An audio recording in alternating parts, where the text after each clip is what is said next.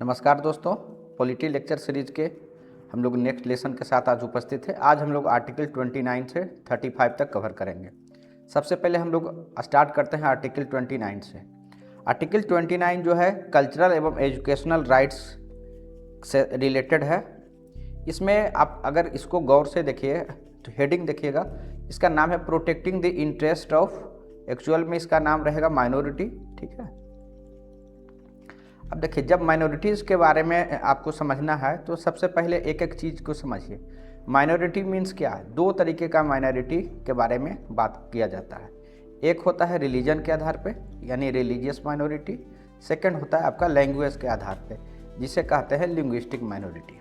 ठीक है, अब कहीं भी माइनॉरिटी जो पूरे कॉन्स्टिट्यूशन है वहीं कहीं डिफाइंड नहीं है, लेकिन अगर हम लोग देखें national commission for minorities act 1992 के तहत ये डिफाइन किया गया था कि उसके तहत यह बताया गया कि मुस्लिम, सिख, क्रिश्चियंस, बुद्धिस्ट, पारसी और जैन, इनको जो है ये माना गया कि वो माइनॉरिटी हैं। ठीक है, लेकिन इस चीज़ को 2007 में एक जजमेंट आया, TMA pi foundation versus state of Karnataka 2007। इसमें ये कहा गया कि जो माइनॉरिटी का जो डिसीजन होगा, या आप कह सकते हैं उसका जो क्राइटेरिया है वो स्टेट वाइज होगा, यानी कंट्री बेसिस पे नहीं। इसका एग्जांपल आप ऐसे समझ सकते हैं, सब एग्जांपल लीजिए नागालैंड का।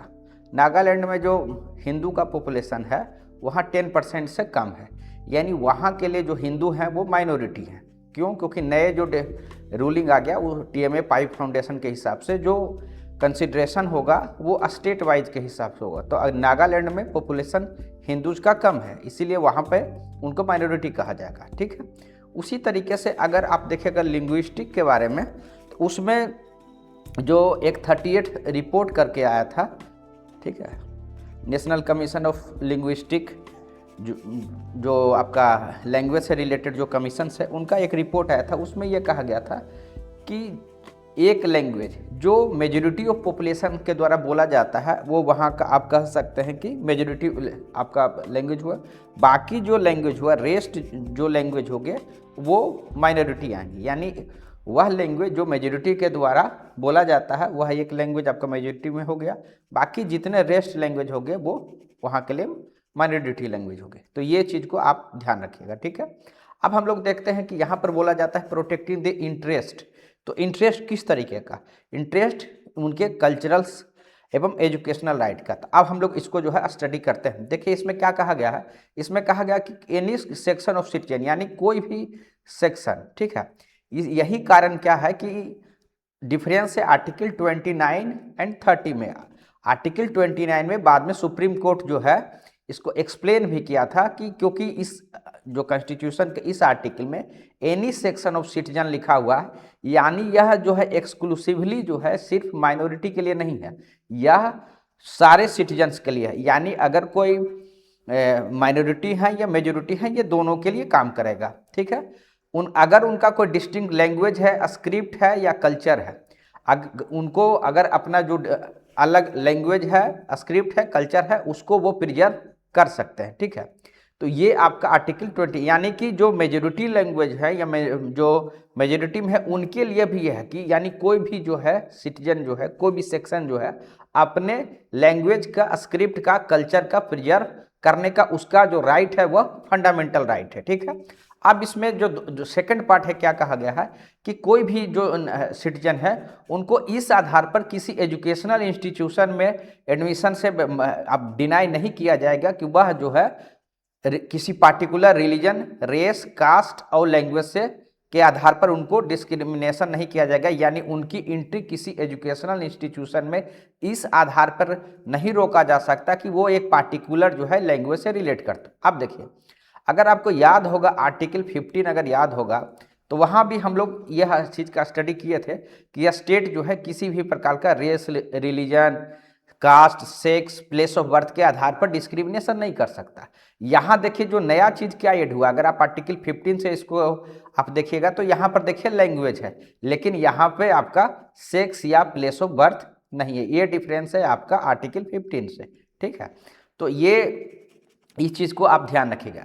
इसका प्रैक्टिकल एप्लीकेशन अगर इससे क्या फ़ायदा हुआ, ये जो दिया गया इसका मतलब क्या हुआ कि इसका कि कोई भी जो ग्रुप है वो अपने लैंग्वेज को प्रिजर्व करने के लिए, कल्चर को प्रिजर्व करने के लिए राइट टू एजिटेट है, यानी राइज टू एजिटेट। सपोज किया जाए कि कोई इलेक्शन हो रहा है, उस समय अगर अपने लैंग्वेज को कंजर्व करने के लिए अगर कोई स्पीच दिया जाता है या कोई स्टेटमेंट दिया जाता है, तो उसको किसी भी प्रकार का जो है आरपी एक्ट के तहत, रिप्रेजेंटेशन ऑफ पीपल एक्ट के तहत जो है करप्ट प्रैक्टिसेस नहीं माना जाएगा। ठीक है, तो ये एक बड़ा चीज़ है कि यानी इलेक्शन का जो मैनिफेस्टो है या फिर उसमें जो स्पीचेज है उसको जो है किसी भी प्रकार से जो है आरपी एक्ट के तहत जो है करप्ट प्रैक्टिसेस नहीं माना जाएगा। ठीक है, नेक्स्ट हम लोग चलते हैं आर्टिकल 30 की तरफ। देखिए आपको बताया कि आर्टिकल 29 एंड 30 जो है आपका इंटरलिंक है। अब देखिए कोई भी माइनॉरिटी को या किसी भी ग्रुप को, स्पेशली माइनॉरिटी के केस में सोचिए, क्योंकि आर्टिकल 30 जो है माइनॉरिटी के लिए एक्सक्लूसिवली है, यानी स्पेशली यह जो आर्टिकल है माइनॉरिटी के से ही संबंध रखता है।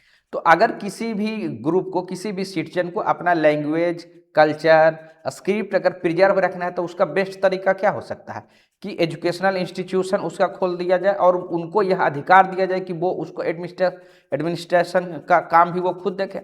अब खुद सोच के देखिए, अगर कोई जो माइनॉरिटी ग्रुप्स है, जो भी या तो भाषा के आधार पर सोच के देखिए या रिलीजन के आधार पर सोच के देखिए, अगर कोई इंस्टीट्यूट चलेगा तो उसका कितना यूटिलिटी रहेगा, कितने लोग उसमें एडमिशन लेंगे। अगर उसमें सिर्फ पार्टिकुलर जो माइनॉरिटी लैंग्वेज है सिर्फ वही पढ़ाया जाए तो प्रैक्टिकली होता क्या है, प्रैक्टिकली क्या होता है कि कोई माइनॉरिटी ग्रुप्स का अगर कोई मेडिकल कॉलेज खुला हुआ है या इंजीनियरिंग कॉलेज खुला हुआ है, तो जो टेक्निकल ब्रांचेज हैं या जो सब्जेक्ट जो डिमांड में उनकी पढ़ाई होती है, लेकिन साथ में वह सब्जेक्ट भी उसको कैरी करते हैं जिस लैंग्वेज को उनको प्रोटेक्ट करना है, जिन कल्चरल एस्पेक्ट को उनको कंटिन्यू करना है। तो ऐसा जनरली नहीं देखने को मिलेगा कि एक ऐसा इंस्टीट्यूशन जिसमें सिर्फ और सिर्फ एक पार्टिकुलर जो माइनॉरिटी लैंग्वेज है या माइनॉरिटी कल्चर से रिलेटेड जो भी थीम है उसी को पढ़ाया जा रहा है। जनरली देखिएगा कि जो टेक्निकल ग्राउंड्स है या एजुकेशन में जो सिलेबस की चीज़ें हैं वो तो चलती ही है, साथ में एक सब्जेक्ट जो है या एक लैंग्वेज या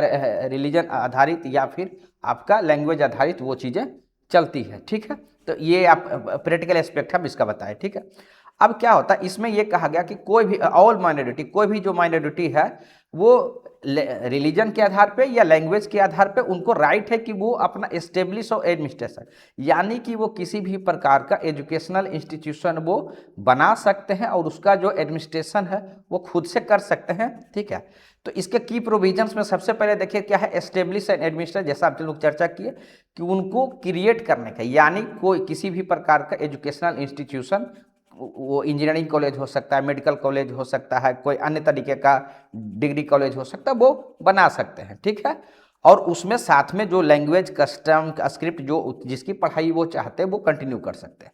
ठीक है, एक दूसरा जो प्रोटेक्शन इसमें दिया गया है, देखिए एक है कि जब कभी भी सरकार के पास देखिए यह अधिकार है, उसके बारे में आगे आर्टिकल में पढ़ेंगे कि किसी भी प्रॉपर्टी को अगर जरूरत पड़े, सपोज किया जाए कि कोई माइनॉरिटी का कोई कॉलेज है, उसका सरकार का सपोज कीजिए कि कोई रोड क्रॉस हो रहा है, सरकार के पास पब्लिक पर्पस के लिए उसको एक्वायर करना जरूरी है। ठीक है, तो सरकार उसको जब एक्वायर करेगा तो उसको एडुकेट कंपनसेशन जो है मिलेगा, ताकि ऐसा नहीं हो कि वो बिल्डिंग जो बना हुआ है वो सरकार कंट्रोल में ले ले और उसका जो मैनेजिंग बॉडी था वो पुनः दोबारा ना बना पाए। तो यानी कि उसको एक पार्टिकुलर जो है स्पेशल राइट दिया गया, यानी एडुकेट कंपनसेशन जो है अगर उस एक्वायर किया जाता है तो वो उनको मिलेगा। ठीक है, उसके बाद है कि देखिए सरकार के द्वारा बहुत सारे के जो एजुकेशनल इंस्टीट्यूशन है उनको ग्रांट्स दिया जाता है, तो सरकार किसी भी तरीके से डिस्क्रिमिनेशन इस आधार पे नहीं करेगा कि यह विद्यालय जो है माइनॉरिटी जो ग्रुप है उसके द्वारा रन है। ठीक है, तो ये तीन जो है से अगर ऐसा कोई साक्ष्य मिलता है तो कोर्ट में जो भी वो जो ग्रुप है, जो इंस्टीट्यूशन, वो जा सकता है, क्योंकि ये उनके आर्टिकल 30 का वायलेशन है। ठीक है, तो ये आप इसको ध्यान रखिएगा। देखिए आर्टिकल 29 और जो है 30 में क्या डिफरेंस है ये हम लोग जो है चर्चा किए कि आर्टिकल 30 जो है स्पेशली जो है माइनॉरिटी के लिए है, जबकि आर्टिकल 29 जो है इसमें ऑल जो सिटीजन्स है उनके लिए है। ठीक है, अगर हम लोग थोड़ा सा देखें कि माइनॉरिटी का जो इंस्टीट्यूशन है उसको तीन भाग में आप बांट के देख सकते हैं। एक जिसमें कि क्या होता है कि स्टेट से रिकॉग्निशन भी उनको चाहिए और एड भी चाहिए, यानी रिकॉग्निशन और जो फाइनेंशियल एड है दोनों रिसीव कर रहे हैं। एक है कि सिर्फ जो है रिकॉग्निशन प्राप्त कर रहे हैं लेकिन उनको फाइनेंशियल एड जो है नहीं दिया जा रहा, और एक है कि नाइदर फाइनेंशियल ना ही एड मिलता है। तो अगर ये फर्स्ट दो जिसमें कि रिकॉग्निशन या एड या सिर्फ रिकॉग्निशन अगर रहेगा तो ऐसे केसेस में जो है गवर्नमेंट के पास, स्टेट के पास यह पावर है कि वो उसको रेगुलेट कर सकते हैं। रेगुलेट करने का क्या मीनिंग होता है कि उसके बारे में जो क्यूरिकुलम हो सकता है, क्या जो गवर्निंग बॉडी हो सकता है, किस तरीके से वहाँ पढ़ाई होगा, स्टैंडर्ड क्या होगा, सारी चीज़ें जो है वो डिसाइड कर सकते हैं। उसके बारे में आगे एक जजमेंट है, उसके आलोक में चर्चा करते हैं। देखिए 2006 में एक जजमेंट जो है दिया गया था, ठीक है, Malankara Syrian Catholic college case है। इसमें देखिए कि जो एडमिनिस्टर करने का दिया गया, ये किस तरीके से जो एजुकेशनल इंस्टीट्यूशन जो गवर्न करेगा उसको यह अधिकार है कि वो अपने तरीके से जो भी ट्रस्ट, जिस ट्रस्ट के द्वारा उस कॉलेज को बनाया गया, वो इंस्टीट्यूशन को बनाया गया, वो अपने तरीके से गवर्निंग बॉडी, आपको पता है कि कोई भी इंस्टीट्यूशन को जो रन किया जाता है तो एक गवर्निंग बॉडी होगा जो उनके कोर प्रशासनिक गतिविधि को संभालता है। तो उनमें जो मेंबर्स होंगे वो जो ट्रस्ट है या जो आप कह सकते हैं ऑर्गेनाइजेशन है, खुद से जो है अपने तरीके से वो आप ये कर सकते हैं, ठीक है। उसके बाद स्टाफिंग, यानी कि अगर कोई इंस्टीट्यूशन है एजुकेशनल, वहाँ टीचिंग या नॉन टीचिंग जो स्टाफ्स है वो आप अपने तरीके से वो लोग कर सकते हैं। साथ ही जो डिसिप्लिनरी एक्शन होगा वो भी जो है अपने तरीके से रोक सकते हैं। ये जो है राइट है, ठीक है। उसी तरीके से जो किस तरीके का एडमिशन में किस तरीका का जो है आप कह सकते हैं टेस्ट का के माध्यम से लेंगे, क्या क्राइटेरिया रखेंगे, परसेंटेज वाइज रखेंगे कि इंट्रेंस टेस्ट लेंगे, ये उस जो इंस्टीट्यूशन है उसको आधार पर रहेगा। साथ ही क्या जो फीस लिया जाएगा, फी स्ट्रक्चर क्या होगा, ये भी उनको एडमिनिस्टर करने का अधिकार होगा। साथ ही जो भी आप कह सकते हैं एसेट या प्रॉपर्टी जो इंस्टीट्यूशन का रहेगा उसको जो है यूज करने का अधिकार उसमें रहेगा। कुछ जो है इंपॉर्टेंट बातें हैं, यह भी आपको जानना चाहिए, ठीक है। इसमें यह बात है कि यह जो अधिकार दिया गया है ये किसी भी प्रकार से रिवर्स डिस्क्रिमिनेशन नहीं है।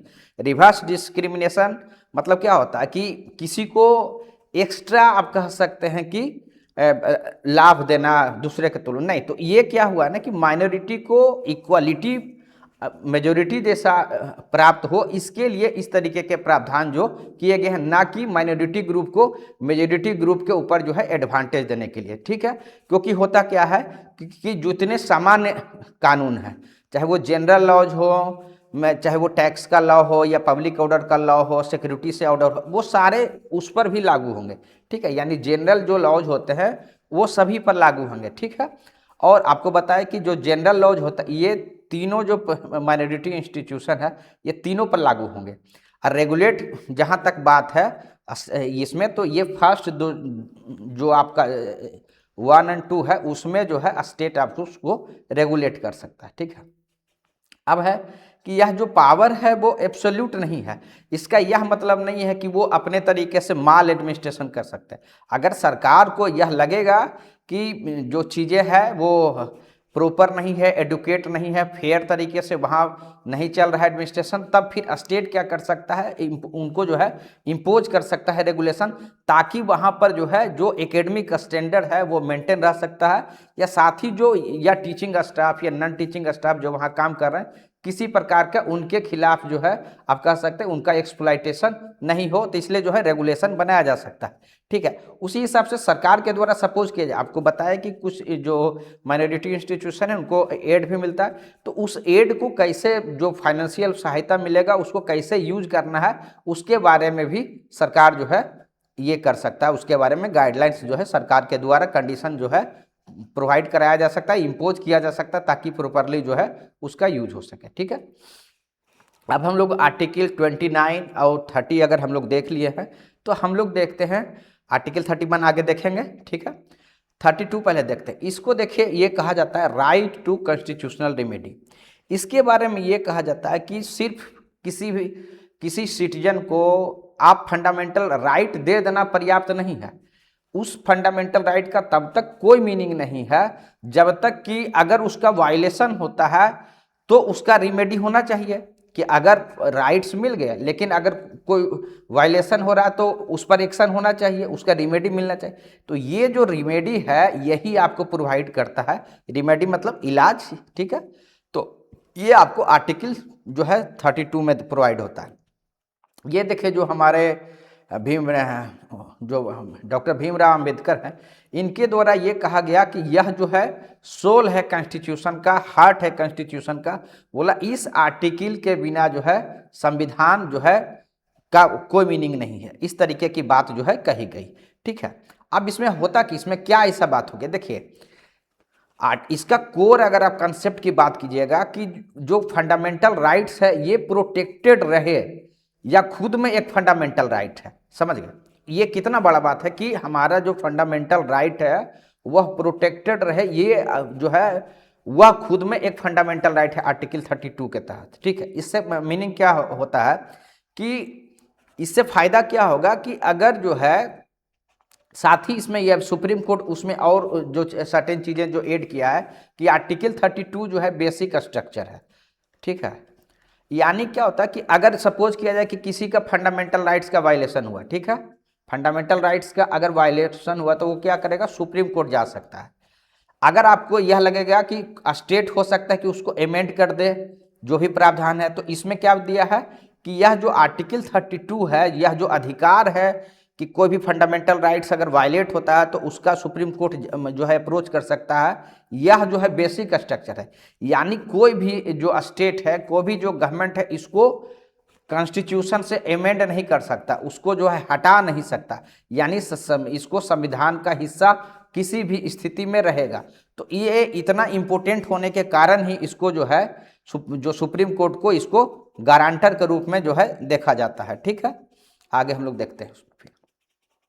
अब देखिए जो आर्टिकल 32 में जो की बातें कही गई है वो क्या क्या है। जैसा हम लोग चर्चा किए कि गारंटीड राइट मिल गया कि अगर आपका वायलेशन होता है किसी भी प्रकार का तो आप इन्फोर्स कराने के लिए जो है डायरेक्ट सुप्रीम कोर्ट जा सकते हैं, ठीक है। दूसरा है कि इसी आर्टिकल 32 के तहत दोनों को पावर मिलता है। सिटीजन के हिसाब से देखिएगा तो यह पावर मिल रहा है कि वह डायरेक्ट सुप्रीम कोर्ट जा सकता है, और सुप्रीम कोर्ट को यह अधिकार मिल रहा है कि वह किसी भी प्रकार का डायरेक्शन, ऑर्डर या फिर रीट जारी कर सकता है उसको इन्फोर्स कराने के लिए।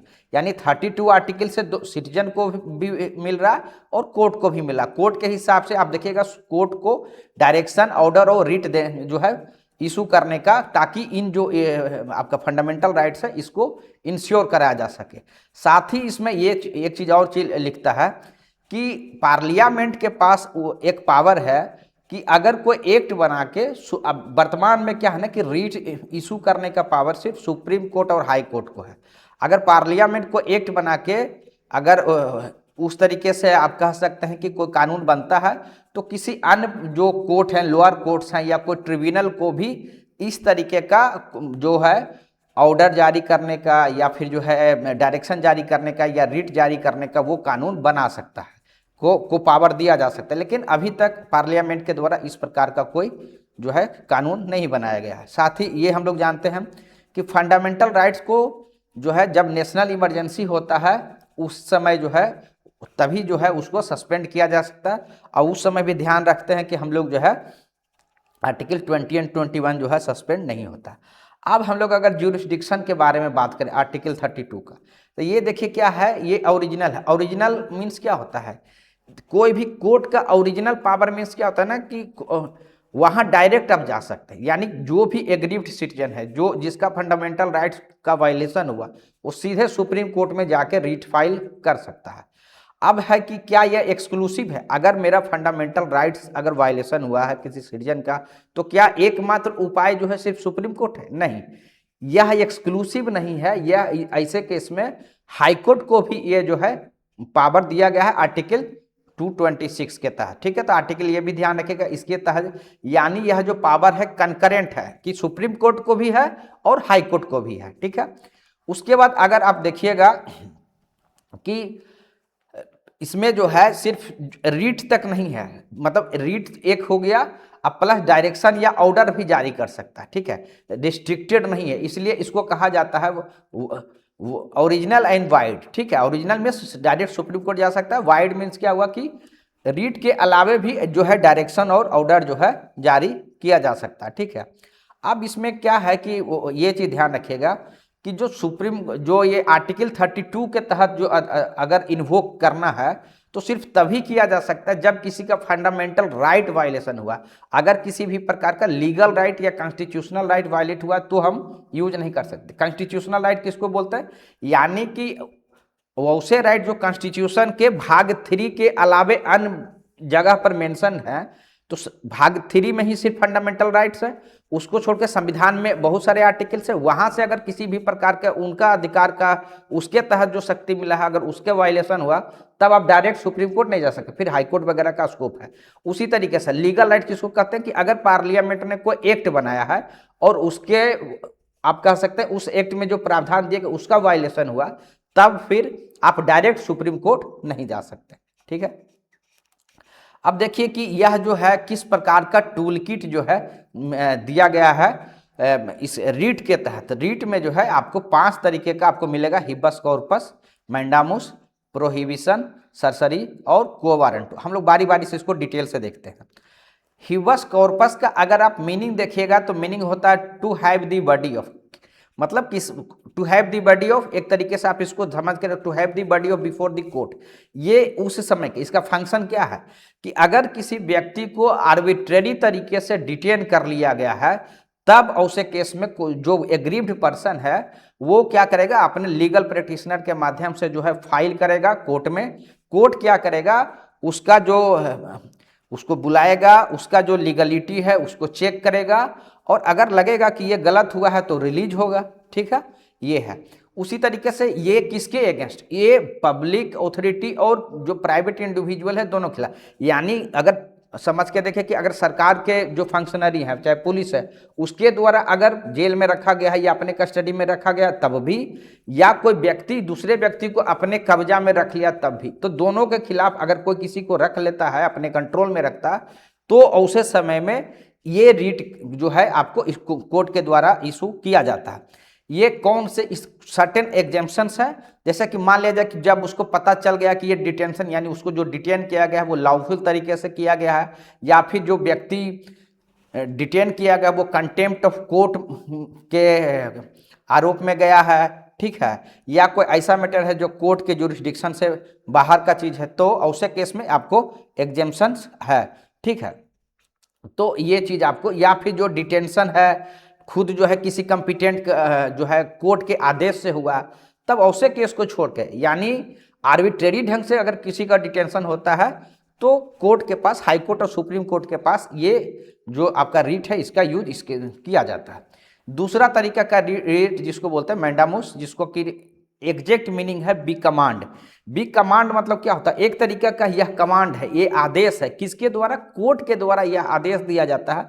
किसको दिया जाता है, जो भी पब्लिक ऑफिशियल्स है, ठीक है, ये पब्लिक ऑफिशियल्स को दिया जा सकता है, कोई पब्लिक बॉडी है उसको दिया जा सकता है, कोई कॉर्पोरेशन है, निगम है, या कोई नीचे का कोर्ट है उसको भी दिया जा सकता है। ट्रिब्यूनल है, ट्रिब्यूनल किसको बोलते हैं, ऐसा आप कह सकते हैं कोर्ट होता है जो एग्जीक्यूटिव के द्वारा जो है बना जो है उसका आप कह सकते हैं कि फॉर्मेशन होता है, ठीक है। तो किसी भी प्रकार का जो चीज़ है उसको अगर वो अपना ऑफिशियल ड्यूटी नहीं कर रहा, अगर सपोज करके देखिए जो भी पदाधिकारी आप इमेजिन कर लीजिए प्रखंड स्तर पर या मंडल स्तर पर या जिला स्तर पर, ठीक है, कोई बीडीओ, एसडीओ, डीएम, आपको लगता है कि जो काम उनको करना चाहिए वो काम वो नहीं कर रहे हैं, तो और किसी उनके नहीं करने के कारण किसी भी सिटीजन का फंडामेंटल राइट्स का वायलेशन हो रहा है। सपोज किया जाए कि किसी को कोई दुकान खोलना है जिसके लिए लाइसेंस की जरूरत है और वह व्यक्ति का लाइसेंस लंबे समय तक जानबूझ के किसी ऑफिशियल के द्वारा नहीं दिया जा रहा है, तो आप समझिए कि उनको राइट टू क्या है, ट्रेड है,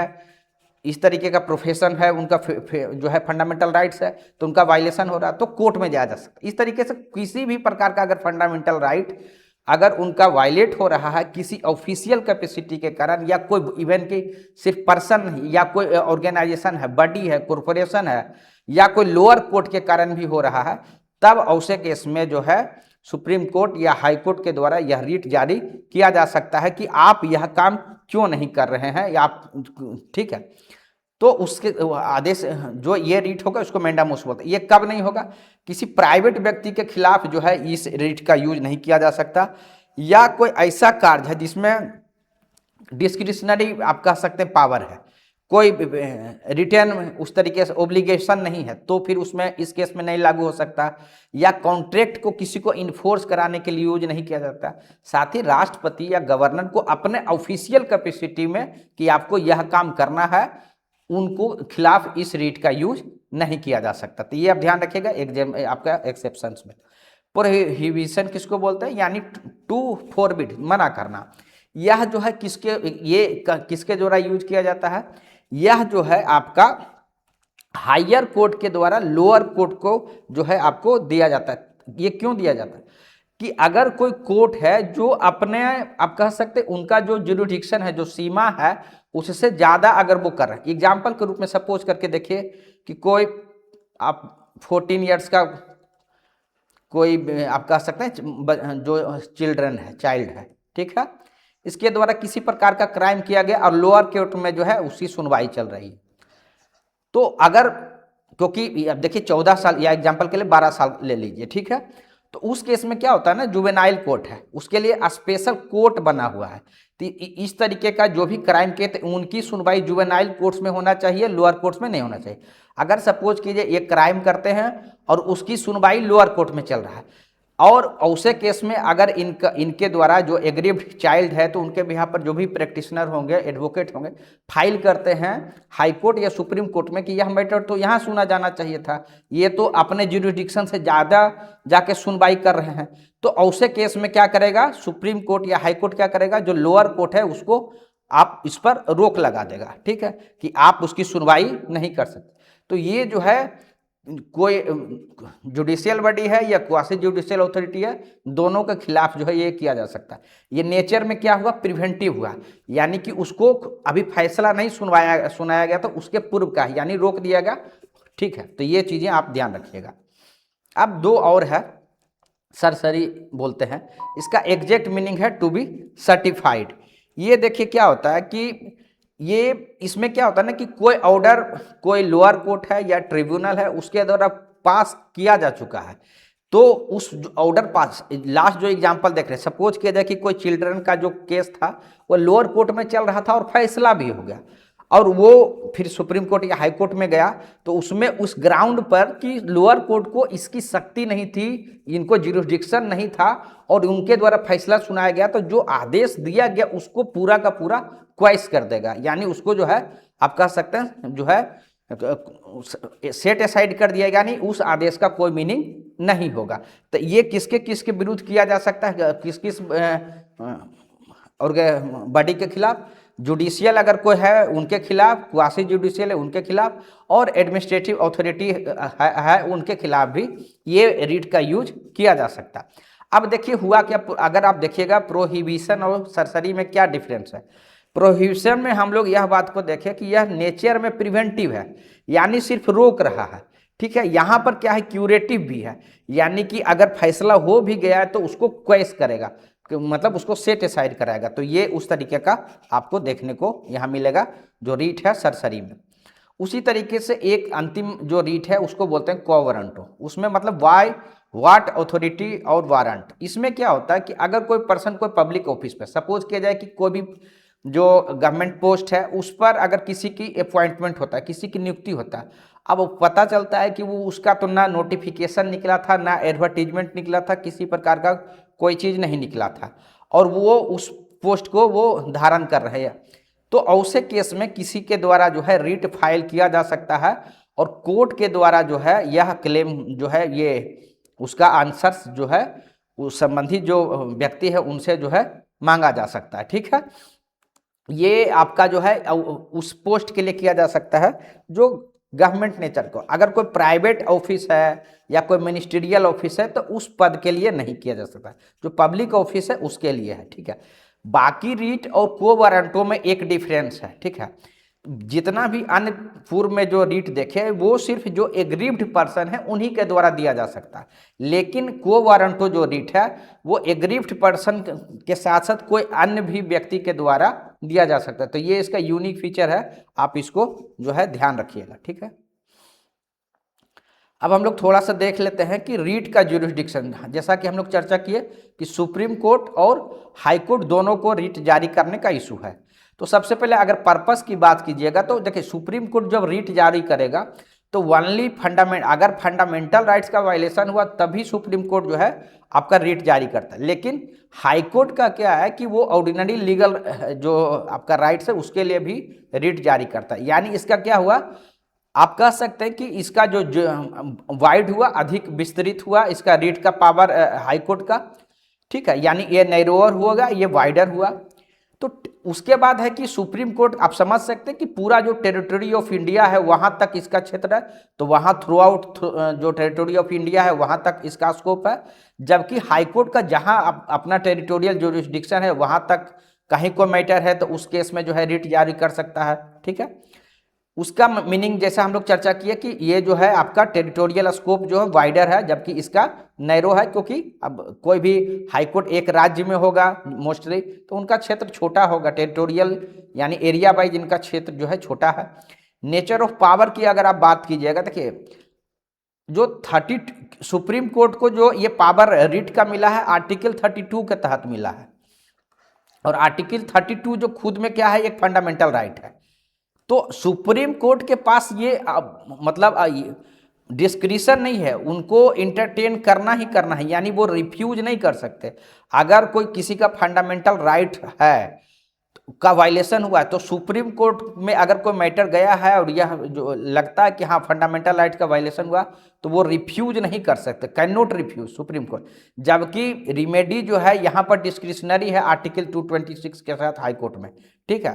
तो यहाँ पर अगर होता है तो वो रिफ्यूज भी कर सकता है हाई कोर्ट, जबकि सुप्रीम कोर्ट रिफ्यूज नहीं कर सकी। इस बात को ध्यान रखिएगा। इसका कंक्लूजन के रूप में अगर आप देखिएगा तो अगर फंडामेंटल राइट का जो है डिफेंडर एवं गारंटर, क्यों, क्योंकि किसी भी प्रकार का होगा कोई नहीं सुनेगा तो सुप्रीम कोर्ट तो सुनेगा ही, तो इसीलिए क्या कहा गया कि डिफेंडर एंड गारंटर जो है इसको कहा गया है, ठीक है। और इसको जो है जो जेनरस ज्यूरिसडिक्शन है, यानी सामान्य, क्यों ये जेनरस ज्यूरिसडिक्शन का पार्ट कहा गया, क्योंकि यह सिर्फ फंडामेंटल राइट्स नहीं, ऑर्डिनरी जो लीगल राइट्स है उसके लिए भी रीट जो है जारी करता है, ठीक है।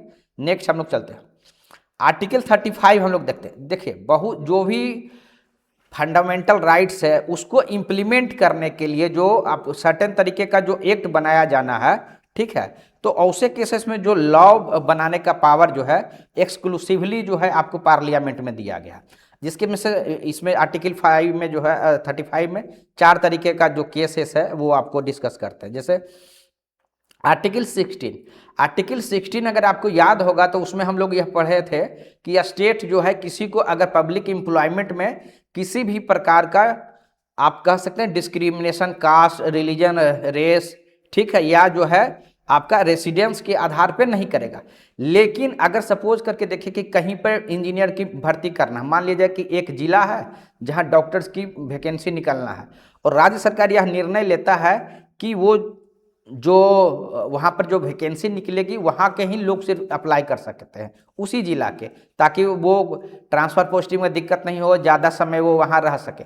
लेकिन वो उस तरीके का जो है वैकेंसी नहीं आप कह सकते हैं लीगल नहीं माना जाएगा, कॉन्स्टिट्यूशनली वैलिड नहीं माना जाएगा, जब तक कि उस प्रकार का कोई कानून जो है पार्लियामेंट के द्वारा नहीं बना गया। यानी अगर रेसिडेंस को जो है क्राइटेरिया बनाना है एम्प्लॉयमेंट का, तब उस केस में सुप्रीम कोर्ट पार्लियामेंट के द्वारा जो है आपको एक कानून बना होना चाहिए। ये 35 का एक प्रोविजन है। उसी तरीके से अगर 32 जो है, जहां हम लोग यह स्टडी किए कि हाई कोर्ट या सुप्रीम कोर्ट के अलावा अगर किसी दूसरे कोर्ट को रीट जारी करने का अगर या डायरेक्शन या ऑर्डर जारी करने का अगर इम्पावर करना है किसी कोर्ट को, तो वो उस तरीके का जो कानून होगा सिर्फ पार्लियामेंट बना सकता है। उसी तरीके से आर्टिकल 33 है कि अगर आर्म फोर्सेस हैं या पारामिलिट्री फोर्सेस हैं, उनको अगर उनके संबंधित फंडामेंटल राइट्स से संबंधित जो पावर बनाया जाना है, ठीक है, क्योंकि उस केस में क्या होता है ना, उनके पावर को रिस्ट्रिक्ट किया जाता है, क्योंकि उनको डिसिप्लिन तरीके से रहना होता है, ड्यूटी को डिस्चार्ज करने के लिए जो है जरूरी होता है। तो वो जो कानून बनेगा वो सिर्फ पार्लियामेंट बना सकता है। उसी तरीके से आर्टिकल 34 में जब आर्टिकल 34 अभी चर्चा करेंगे उसमें यह बताता है कि अगर कोई मार्शल लॉ है तो उस समय जो भी गवर्नमेंट ऑफिशियल के द्वारा किसी प्रकार का जो एक्ट्स लिया गया तो वो गवर्नमेंट जो पार्लियामेंट है वो कानून बना सकता है कि जो एक्शन लिया जाएगा उसके लिए वो इम्यून होंगे, इंडेमनीफाई होंगे। तो ये कानून कौन बना सकता है? ये आपका सिर्फ और सिर्फ पार्लियामेंट के द्वारा बना सकता है। उसी तरीके से 35 में दो और प्रोविजंस है कि पार्लियामेंट को जो है आर्टिकल 17 और आर्टिकल 23 जो खुद ही एक ऑफेंस के रूप में डिफाइंड है, उससे संबंधित जो कानून जो है पार्लियामेंट के द्वारा बनाया जाना है। और ये नेचर में ओब्लिगेटरी हो गया क्योंकि इस पर तो कानून बनाना ही है, क्योंकि 35 में ये चीज स्पेशली लिखा गया है। साथ ही एक चीज और इसमें 35(3) में लिखता है कि अगर संविधान बनने के पूर्व किसी भी तरीके का अगर जो भी एभव मेंशन जो हम लोग ऊपर में चर्चा किए उससे संबंधित अगर पहले से कोई कानून बना हुआ है तो वो कंटिन्यू करेगा जब तक कि पार्लियामेंट के द्वारा किसी प्रकार से उसको अमेंड नहीं किया गया। तो ठीक है, तो आर्टिकल 35 उम्मीद करते हैं क्लियर होगा। नेक्स्ट हम लोग चलते हैं। अब यहाँ पर हम लोग देखते हैं आर्टिकल 33। देखिए आर्टिकल 33 में क्या है कि ये आर्म फोर्सेस या पैरामिलिट्री जो फोर्सेस होते हैं उससे संबंधित है। इसमें क्या होता है कि पार्लियामेंट को ये पावर दिया गया है कि या तो जो फंडामेंटल राइट्स है उसको रिस्ट्रिक्ट कर सकता है या एब्रोगेट कर सकता है। ठीक है, ये किसके लिए? वो आर्म फोर्सेस हो सकते हैं, पैरामिलिट्री फोर्सेस हो सकते हैं, पुलिस हो सकते हैं, इंटेलिजेंस के जो आप कह सकते हैं एजेंसी है, या सिमिलर टाइप के जो फोर्सेस है उनके लिए ये किया जा सकता है, पार्लियामेंट के द्वारा कानून बनाया जा सकता है। इसी को ध्यान में रखते हुए बहुत सारे कानून बने हुए हैं, जैसे कि नेवी एक्ट है, ठीक है, उसी तरीके से एयरफोर्स एक्ट है, आर्मी एक्ट है, BSF एक्ट है, पुलिस फोर्सेस एक्ट है। तो ये इसके द्वारा सर्टेन तरीके का उनका जो फंडामेंटल राइट्स है उनको जो है आप कह सकते हैं कर्ब किया गया है, कम किया गया है, रिस्ट्रिक्ट किया गया है। ये क्यों जरूरी है आप खुद समझ सकते हैं। जो आर्म फोर्सेस है उनको जो है बहुत ही डिसिप्लिन आप उनमें ज़रूरत है। वहाँ पर किसी भी तरीके से आप अलाउ नहीं कर सकते कि वो ग्रुपिज्म करें, एसोसिएशन बनाएं, या फ्रीडम ऑफ स्पीच वो जो है उनका रिस्ट्रिक्टेड जरूरी है, एसोसिएशन बना लें, या फिर वो मीडिया से कम्युनिकेशन करें। तो ये सारे चीज़ों पर उनको जो है स्पेशली रोक लगा हुआ है। ठीक है, तो इसका पर्पस इसलिए होता है कि वो अपना जो ड्यूटी है उसको प्रॉपरली तरीके से जो है कैरी आउट कर सके। यह जो इसका स्कोप है सिर्फ जो ऊपर में चर्चा किए जितने तरीके के फोर्स उन्हीं तक सीमित नहीं है।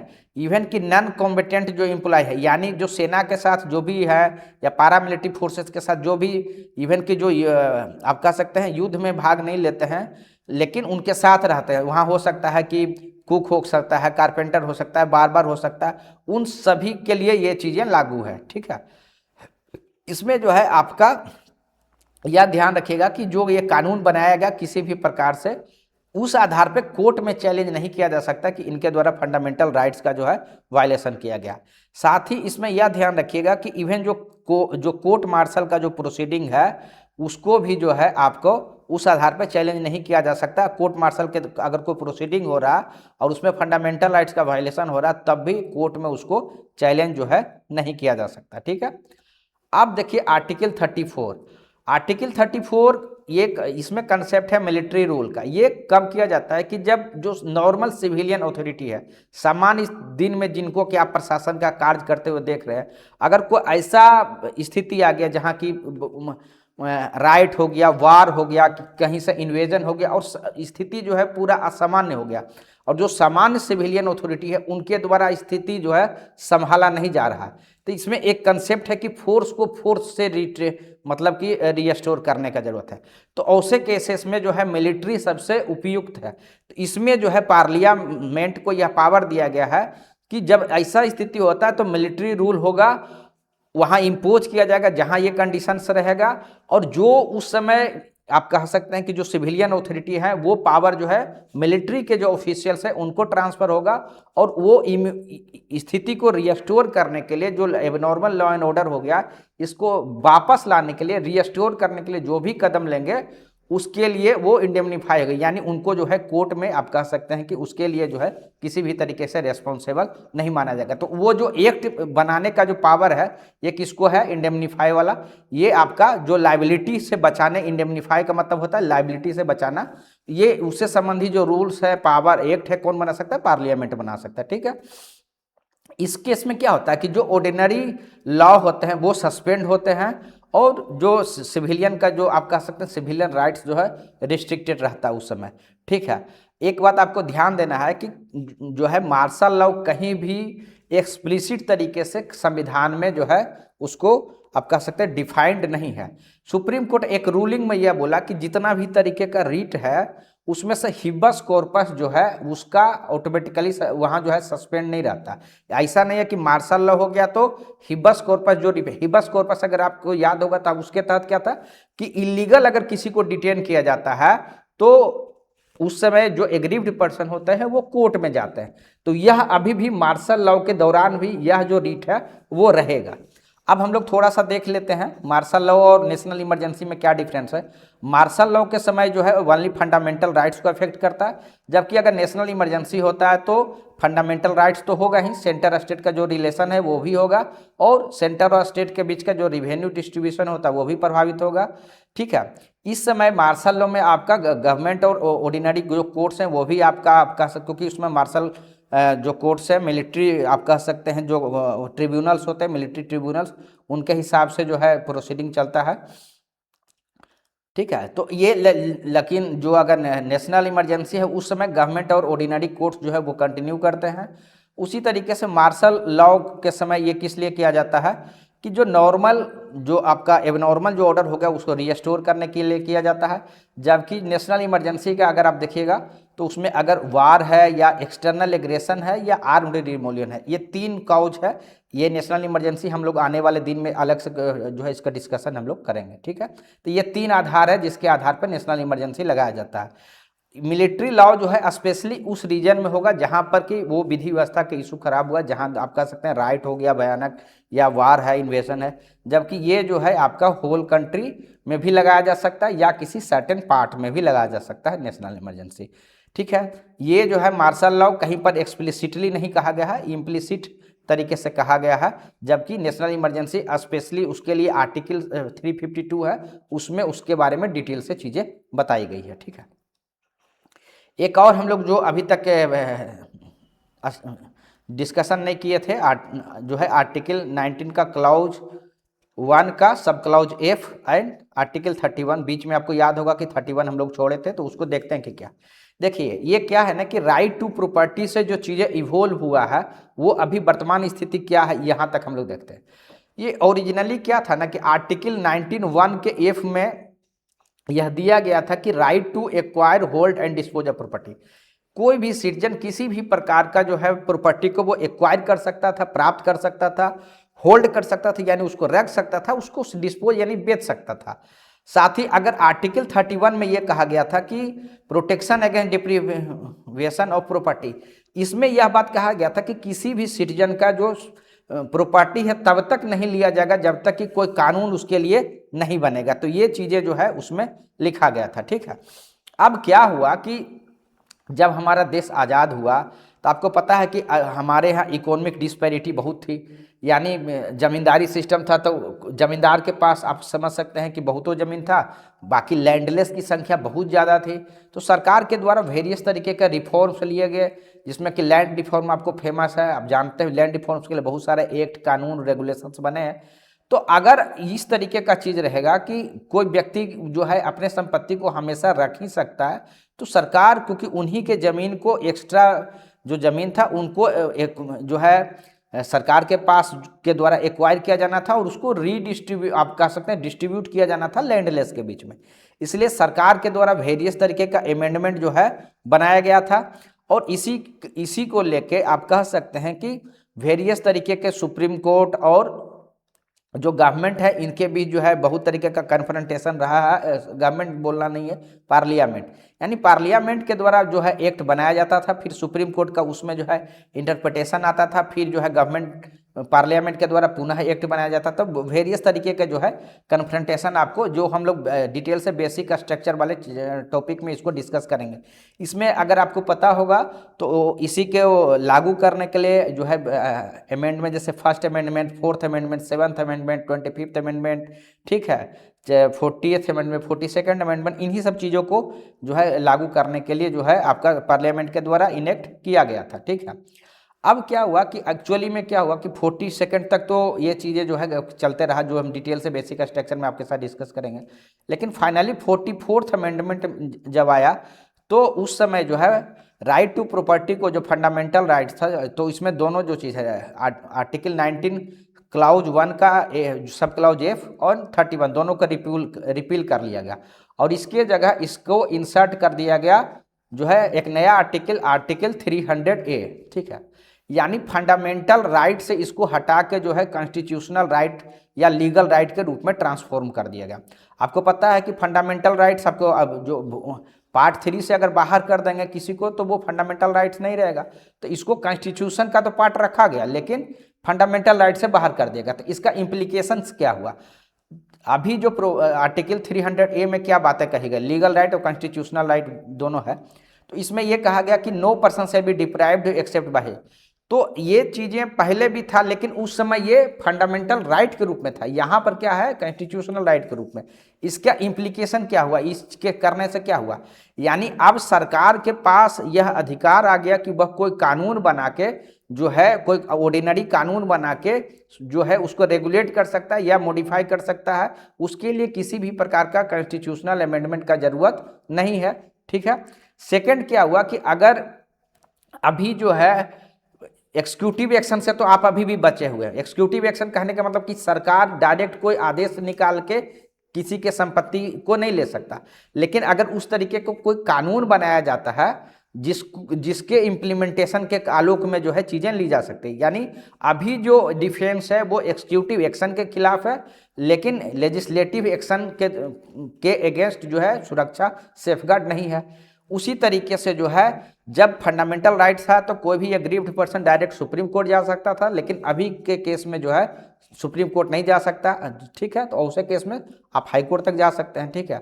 उसके बाद जो है गारंटीड जो राइट था कंपनसेशन का वो जो है नहीं है, लेकिन अभी भी जो है आर्टिकल जो आप कह सकते हैं कि आर्टिकल 30 है और 31A है, ठीक है।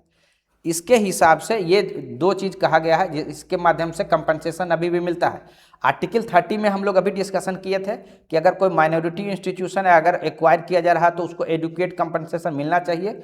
उसी तरीके से हम लोग नेक्स्ट और देखेंगे कि 31A में क्या कहता है कि अगर 31 में अगर सरकार के द्वारा अगर एक्विजिशन किया जाता है और उस जो भी प्राइवेट व्यक्ति है अगर उसकी ज़मीन ली जाती है और उसका जो ज़मीन है या उसका जो लैंड है वो स्टैट्यूटरी जो सीलिंग लिमिट है, यानी हर व्यक्ति के ऊपर एक सीमा लगा हुआ है जो सीमा राज्य के द्वारा निर्धारित किया जाता है, अगर उससे कम की ज़मीन उसकी है और सरकार के द्वारा किसी भी पर्पस के लिए कोई गवर्नमेंट पब्लिक इंटरेस्ट के लिए जो है अगर एक्वायर किया जा रहा है तब उस केस में उसको जो है कंपनसेशन सरकार को दिया जाना। उसके लिए जो है एक एक्ट भी बना हुआ जिसको फेमसली जो है लैंड एक्विजिशन जो है रिहेबिलिटेशन एक्ट भी हम लोग बोलते हैं। उसमें जो है ग्रामीण क्षेत्रों में जो रेट होता है उसके 4 गुना कंपनसेशन दिया जाता है, जबकि शहरी क्षेत्रों में उनका 2 गुना जो है अप्रोक्सीमेट 2 गुना जो है उनको जो है कंपनसेशन दिया जाता है। जो सरकारी जो मूल्य होता है जिसको कि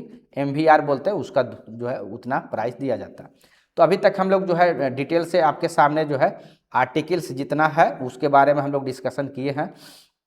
आज हम लोग 29 से लेकर 35 तक जितने भी ये आपका आर्टिकल्स है डिटेल से चर्चा किए। उम्मीद करते हैं कि आपको जो आर्टिकल्स है बहुत अच्छे से समझ में आ गया होगा।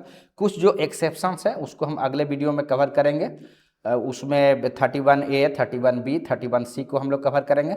साथ ही जो क्रिटिसिज्म है फंडामेंटल राइट का वो हम लोग कवर करेंगे, प्लस फंडामेंटल राइट से क्या बेनिफिट है क्या पॉजिटिव्स है उसके बारे में हम लोग नेक्स्ट वीडियो में कवर करेंगे। तो अगर आपको ये वीडियो अच्छा लगा तो काइंडली इस चैनल को लाइक कीजिए, अधिक से अधिक लोगों के बीच सब्सक्राइब कीजिए, और अगर किसी भी प्रकार का सलाह या सजेशंस हो तो ज़रूर जो है कमेंट बॉक्स में बताइएगा। Thank you very much, thank you.